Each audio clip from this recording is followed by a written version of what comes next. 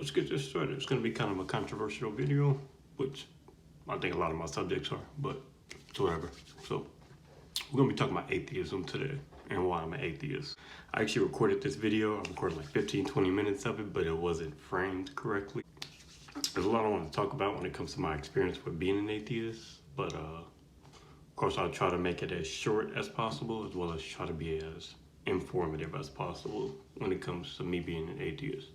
So for me, when I was Catholic, when I was younger, I would go to a Roman Catholic church. I would actually go with my mom every Sunday, and I don't think anyone really likes getting up for church, honestly. Maybe you do, I don't know. I know some people that do enjoy it actually, but for me, I didn't like it. And I know some people can relate to me, especially kids. When you're a kid, you know that feeling of dreading to get up early for church and all that. But I really didn't like it. Like sometimes I would like fake sick, you know, and then I would act like I overslept sometimes. Pretty much I would do anything I could to try to avoid going to church as a kid. So I was going to the Roman Catholic Church, I would say, until I was about 10 or 11-ish. And when I was around 10 or 11 years old, I started to go to my black grandma's church. And I call her my black grandma because I'm half black, half Mexican. So I had two different sides of the family. In my family, I call her my black grandma. But, you know, I know some people may find that, you know, weird or whatever, but that's just the way we do it. My mom Mexican, my dad is black. So on my dad's side, my grandmother, I would go to church with her. We'll go to her church, and it was a Southern Baptist church, which is, if you don't know, completely different from the Roman Catholic Church. So with the Roman Catholic Church, it was kind of boring to me. Didn't have many friends there. You know, it was kind of generic to me, which I'm not trying to insult anybody, don't get me wrong. You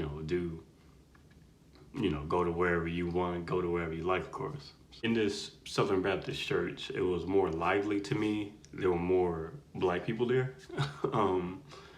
And I just felt more at home. I felt more at ease when I was in the Southern Baptist church. I didn't feel as uptight and, you know, as restricted as I was when it came to being at church. Safe to say I liked it more than actually going to a Roman Catholic church.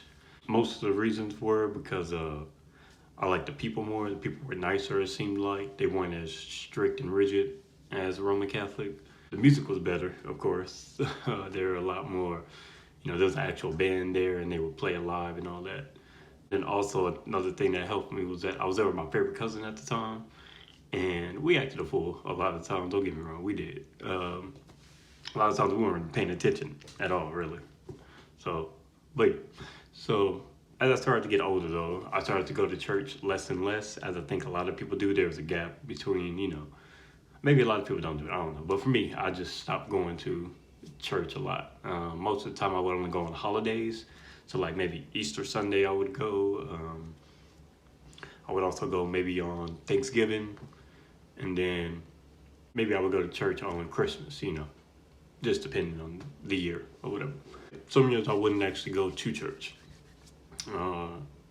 In my previous video, if you did see it, I talked about how I ended up being homeless and how that kind of changed my perspective on things when it comes to wanting to help the homeless.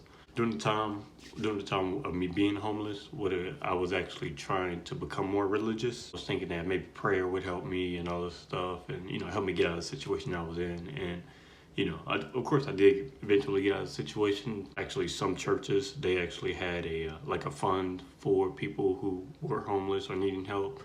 I was living in my car at the time, so they actually, you know, they gave me a couple $100 here and there to, you know, pay for my gas money and my food and, you know, things like that. And it did help me, for sure, which I am very thankful for, because I probably wouldn't have got through it without the people at the church.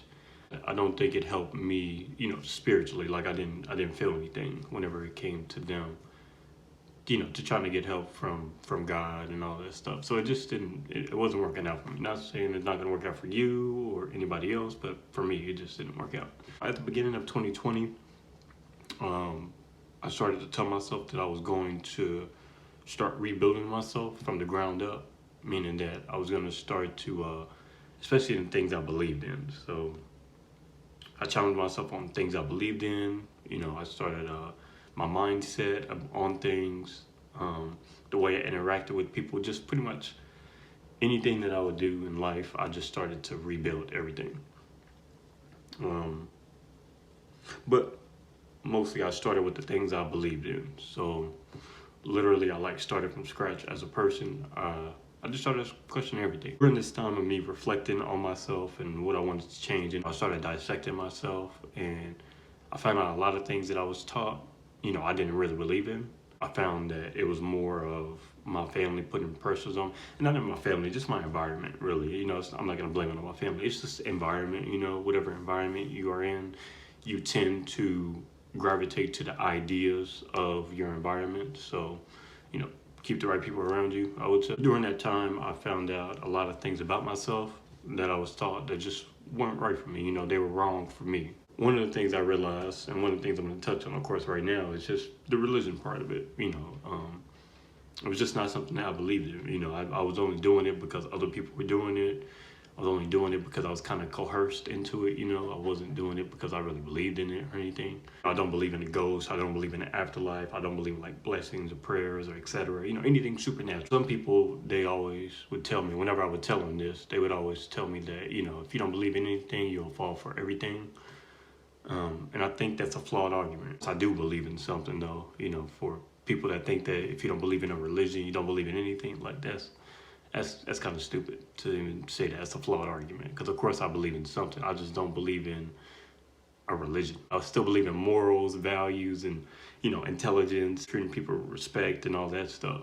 I don't need a book to tell me to believe in that stuff. I just kind of inherently know this. Unfortunately, with a lot of Christians, I realize that they don't allow themselves to question their beliefs. And even in Christianity, they will tell you it's wrong. It's against the religion to not believe. Which is crazy to think about. How can it be against a religion to question a religion? I have a lot more, of course, I want to talk about when it comes to that. But I think I'm going to end that kind of here. Just kind of how I became an atheist, how I got this mindset of it. Why I became an atheist, if you didn't pick up on it, is that I gave myself an opportunity to challenge my beliefs. And I think we should all do that, challenge our beliefs and actually go through the process of breaking down your beliefs and figuring out what it is that you believe in. That's my video for this week. And, maybe I'll make a part 2 to this, kind of explaining more in depth about, what I've seen when it came to, Christianity and the things I don't believe in when it comes to Christianity. Yeah, we'll see. Other than that, that's my video, and I'll talk to y'all later.